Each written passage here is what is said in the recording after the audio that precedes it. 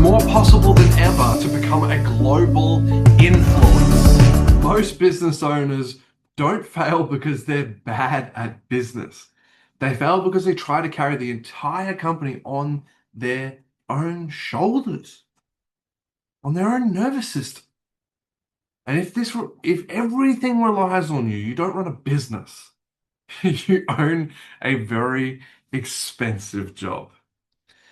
And so today we're going to be unpacking why business owners, we need a team.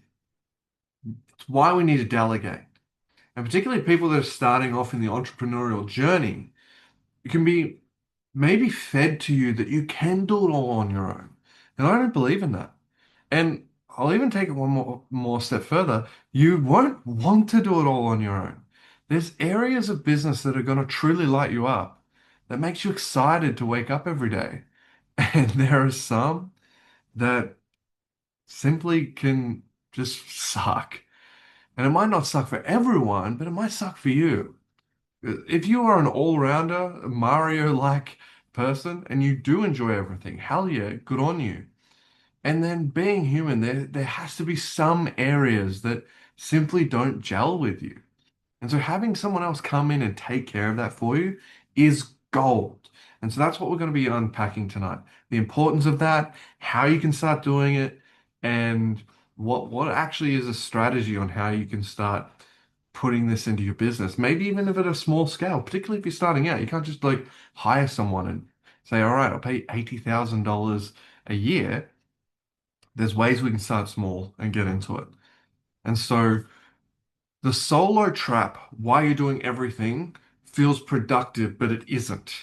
Early success often comes from doing everything yourself, which is okay. You might create some really great early success. That builds skill. It also builds an identity around control. Control feels safe, but it quietly caps growth. Most founders confuse being essential with being valuable. And so being needed everywhere means you've built fragility, not strength. That's such an important thing because I remember somebody said to me once, and at the time, I was like, what the hell? I thought I was the best because I'm doing so many different things. He said, you've really got to focus on this, Harry.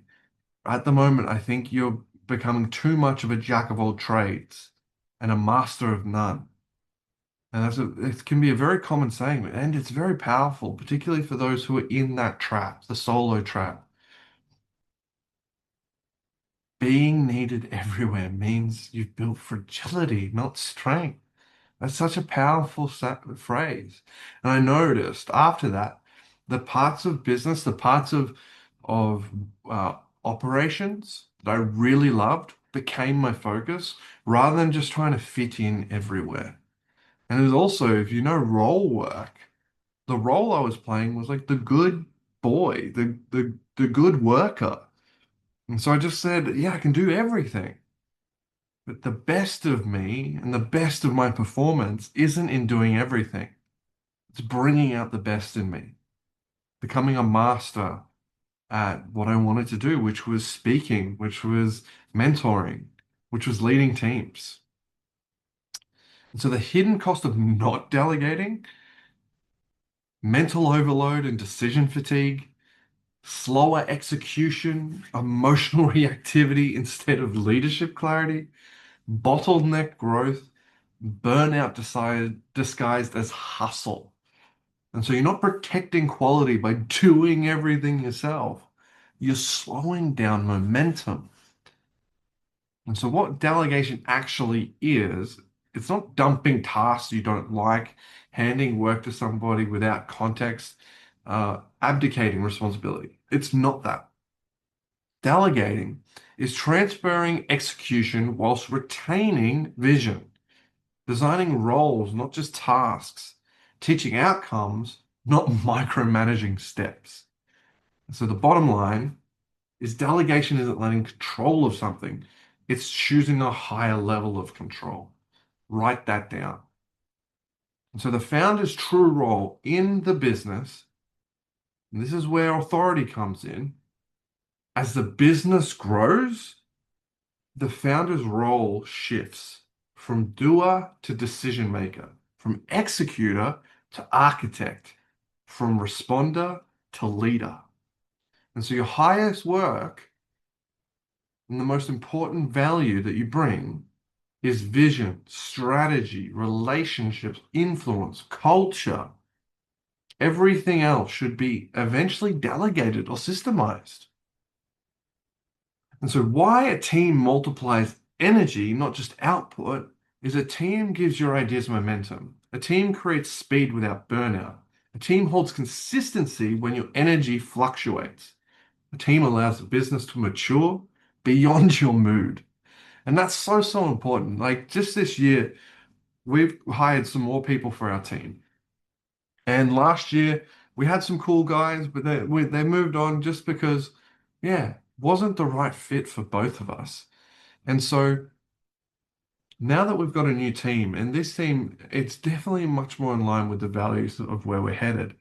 And what I've noticed is just being able to have that space where I have a trust that things are moving and I can put my focus and ideas and attention on the parts of business I need to manage. It's so wonderful. With my last team, I couldn't quite feel that. It wasn't there. There was elements of design that just couldn't get done. And so there was a couple things that were okay that we knew was moving forward, but it wasn't enough to really feel that level of security. It's kind of like an acrobat when they're doing their tricks, they've got their wonderful net below them. They know they can take that extra risk. They know they can uh, leap that little bit further. They try something out. And in that, what we discover, what we see of our potential, it expands. So having that team is like having that safety net. So delegation as a leader, it's a skill. It's not a task skill, it's a leadership skill. And so common delegation fears that some people get into is like, oh, they won't do it like me. It's faster if I do it myself. I'll lose the control. But the reframe needs to be is you don't need clones. You need clarity, systems, trust.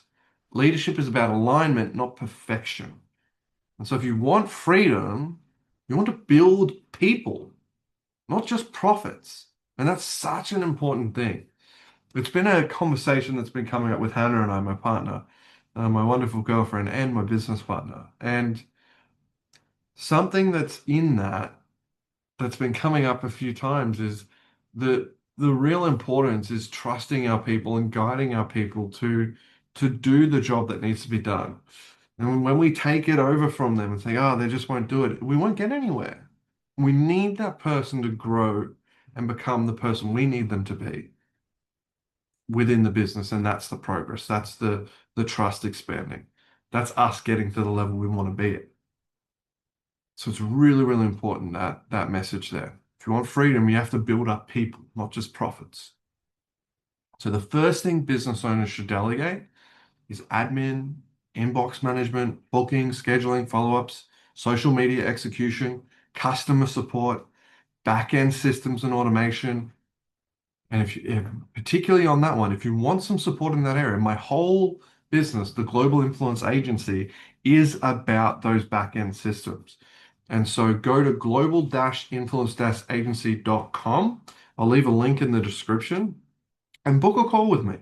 Let's have a conversation. Let's explore what it would be like for you to get so much of the business taken care of for you so you can shine in the areas you truly love. Because you didn't get into business to get lost in all the technology. You got into business to make a difference. So let me and the team take care of that part for you so you can shine in the areas you love. And so start with things that are like low emotional attachment, high time cost. Like I used to just do editing and uploading of YouTube videos and social media stuff till 3 o'clock in the morning. It was crazy. And so anything that's taking up so much time, we've got to chuck that on. We've got to pass it on to somebody else. And particularly repeatable tasks. So things that are just happening all the time. When you're able to separate yourself from that, that is pure delegation at a leadership level. So identity shift is required to scale. This is the deeper layer. Scaling requires you letting go of being the hero, the person who can do it all, has it all. Your value becomes direction, not effort. And so leadership means trusting others to carry the vision with you. A key reflection question for you to ask yourself right now and put in your head, write it down, unpack it. What part of my identity is tied to doing everything by myself? Businesses don't scale through effort. They scale through structure, systems, and people. Delegation isn't weakness, it's maturity. The moment you stop trying to be everywhere is the moment your business finally starts moving. And so what are the benefits of creating a really great delegation system and the ability to delegate within your business? You reclaim mental space, decision quality. That is huge. The mental space we need as leaders because there's so much we're managing. And if we're managing actions and actions and actions on top of that, our decisions become poorer because we're running on empty. We don't have much energy to put towards things. So when we reclaim our mental space and decision quality through delegation, it's huge. Your business becomes more stable instead of personality dependent. That is massive. Like, I noticed a big problem in my operation when I wanted to do it all on my own. I genuinely believe like, no one can do it like me. That's not true. We can guide our people to do it like us and even better. And the things that they'll eventually come up with by them having this as their sole focus will go beyond what we could ever create. Like, I remember when Hannah first started building websites, I thought I was pretty good at building a website.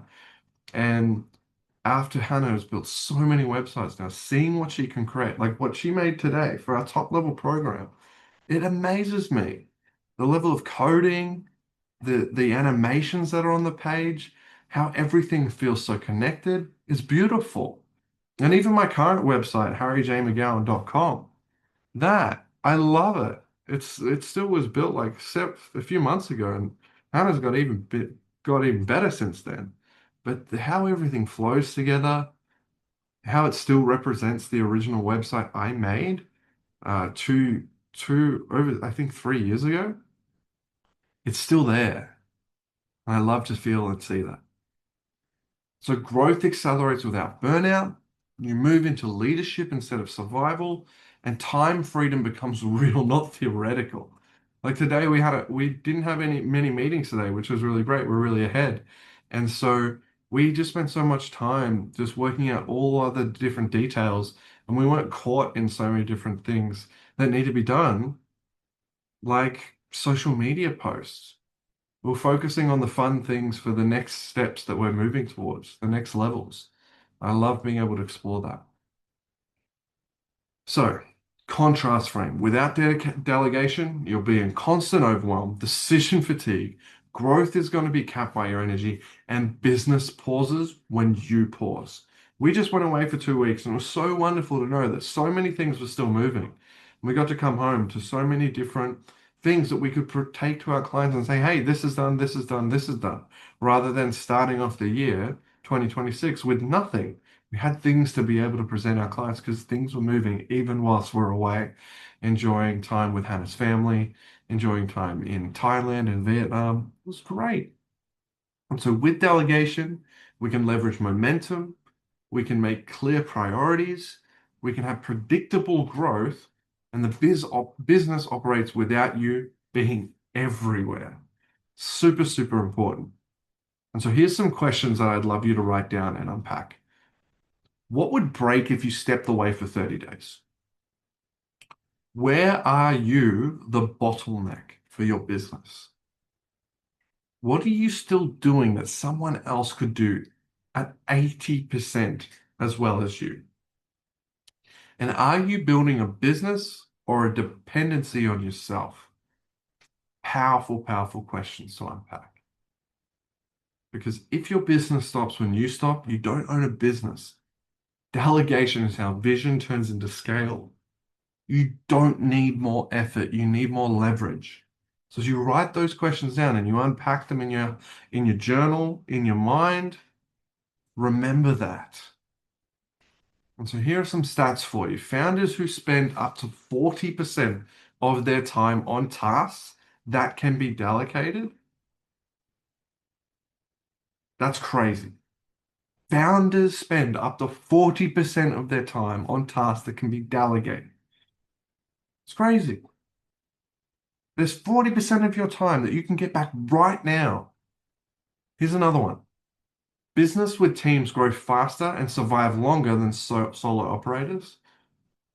And if you're just starting out, whether it's hiring me and my team, because then you don't need to go through the hiring process. We'll take care of so much of the back end and so much of the different parts of business that you need help with. Or just go out there and get a virtual assistant. They're waiting for you right now.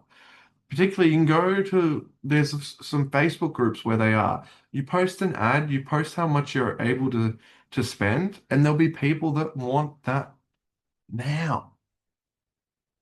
Some people you can get for like 200 to 300 Australian dollars. And what amount of time people are going to be willing to give up at that level? If they're really entry level and you want to help train them up, they might be able to give up a lot of time. If they're really experienced, maybe they already can just do what the things you need done, and they you might not pay them for that much time, but they'll still be on your team getting things done.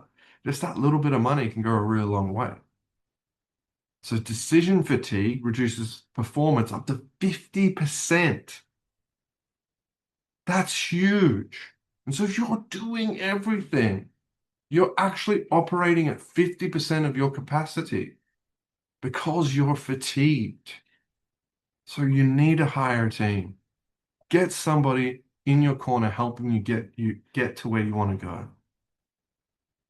And so here's a story that I want to unpack for you. Early stage founders do everything, and it works until it doesn't. The same behaviors that create momentum at the start become their ceiling later. Delegation isn't a weakness phase, it's a maturity phase. And so I remember when I was in first started doing my business and I was working a job whilst doing my business, trying to make everything happen. So I was working a job sometimes 14 days in a row. It was crazy. Waking up at 8 o'clock in the morning to 6 o'clock at night. But it was a job that was like coherent. It was in the same area as my business. So it was really helping me become the man I am today and helping me learn the different parts of business that I needed to get to where I'm going. And so a really important thing I had to learn across the journey was, oh, 1 second. Oh, great. Oh, gee.